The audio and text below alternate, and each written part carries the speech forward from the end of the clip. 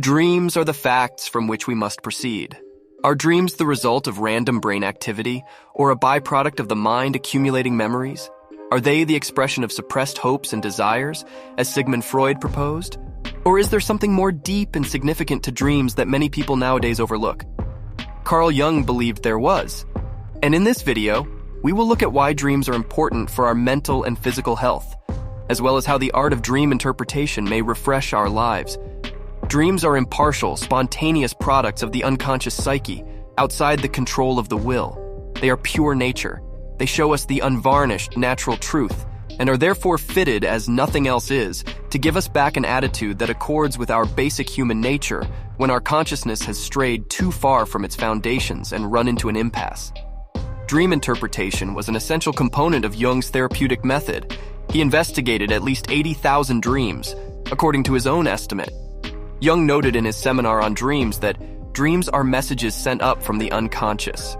To comprehend the relevance of dreams, we must first understand Jung's concept of the unconscious psyche. Jung stated in a 1934 lecture, "It is as if our consciousness were a ship on the great sea of the unconscious." Eth Zurich's Carl Jung. The fate of a ship is partly dictated by sea activities, and the path of our lives is heavily impacted by the unconscious. Furthermore, much as the water holds resources, treasures, and dangers that are not visible from the surface, our unconscious depths contain both good and evil potentials. According to Jung, bringing unconscious elements into the light of awareness facilitates psychological development since it improves our conscious personality, increases our knowledge, and promotes psychological wholeness.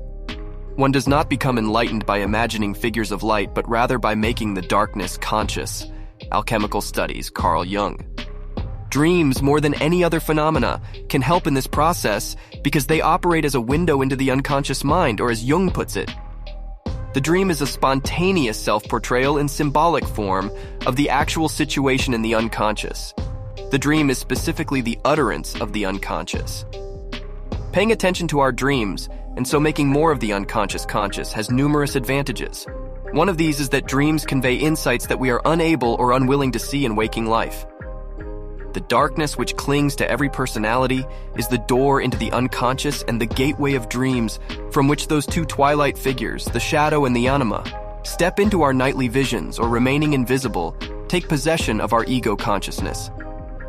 Intuitions or gut sensations that are not consciously processed, delicate hunches regarding the genuine nature of other people, as well as blind spots and self-deceptions that are impeding our development.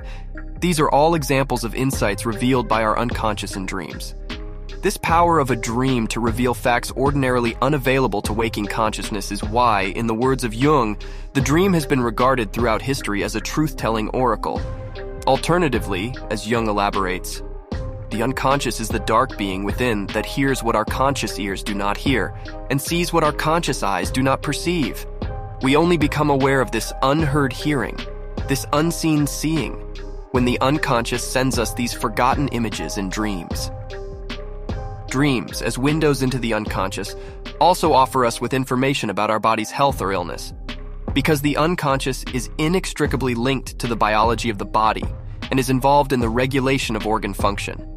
It is thus capable of detecting tiny changes in the body, and it is not uncommon for the unconscious to reveal these changes in dreams, long before any overt symptoms appear. Dreams can also foretell the type of future that awaits us if we continue on our current path. Dreams prepare, announce, or warn about certain situations, often long before they actually happen, wrote Jung. This is not necessarily a miracle or a precognition. Most crises or dangerous situations have a long incubation. Only the conscious mind is not aware of it. Dreams can betray the secret. Jung gives an example of this type of dream. Jung's colleague, an amateur mountaineer, related the following dream to him. He was ascending a mountain, and the higher he went, the better he felt. He wanted to keep climbing after reaching the pinnacle of the mountain, so he walked off the summit into thin air and awoke. Jung perceived this dream as a warning from the unconscious. He pleaded with his colleague to take extra precautions or avoid future hikes completely. However, the man ignored the advice. 3 months later, the man began climbing, and in Jung's words, a guide standing below saw him literally step out into the air while descending a rock face. He fell on the head of his friend, who was waiting lower down, and both were dashed to pieces far below. Dreams are very vital in the creative process. We know from the history of philosophy, science, art, and literature that dreams have inspired many great inventions and discoveries. Dmitri Mendeleev, a Russian chemist, learned the right sequence of the elements based on atomic weight via a dream. In a dream, August Kekula was shown the structure of the benzene ring. In a dream, Robert Louis Stevenson's novel Dr. Jekyll and Mr. Hyde's central premise came to him. Dreams can also help us break out from a limiting perspective and a mundane day-to-day existence. Dreams that accomplish this are referred to as big dreams at times. Big dreams are significant dreams that are often remembered for a lifetime, and some even prove to be among life's most valuable experiences. These are the dreams that have religious or spiritual importance, reveal insights into life's eternal concerns, and even change how we see ourselves and the world. Jung described a particularly vivid, large dream he had in 1944, just after suffering a heart attack that nearly killed him. Jung had a dream that he was traveling through the woods and came to an old chapel. When he entered the church, he noticed a yogi seated in the lotus position, deep in thought. Jung goes on to say, "When I looked at him more closely, I realized that he had my face. I stared in profound fright and awoke with the thought, 'Aha, so he is the one who is meditating me. He has a dream and I am it.' I knew that when he awakened, I would no longer be." Big dreams are uncommon.